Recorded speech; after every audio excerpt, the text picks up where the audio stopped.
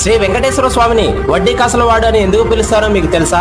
ఒకనాడు శ్రీ మహావిష్ణువు భూలోకానికి వెంకటేశ్వరుడిగా అవతరించి పద్మావతి దేవిని వివాహం చేసుకోవాలని నిర్ణయించుకుంటారు. అయితే వైకుంఠంలో లక్ష్మీదేవిని వదిలి వచ్చిన స్వామివారికి వివాహం జరపడానికి తగినంత ధనం ఉండదు. ఆ సమయంలో స్వామివారి వద్ద వివాహ ఖర్చుల నిమిత్తం కుబేరుడి నుండి భారీ మొత్తంలో ధనాన్ని అప్పుగా తీసుకుంటారు. వెంకటేశ్వర స్వామివారు ఈ అప్పును కలియుగం ముగిసే వరకు తీరుస్తానని, అప్పటి వరకు వడ్డీ చెల్లిస్తానని కుబేరుడితో ఒప్పందం చేసుకుంటారు.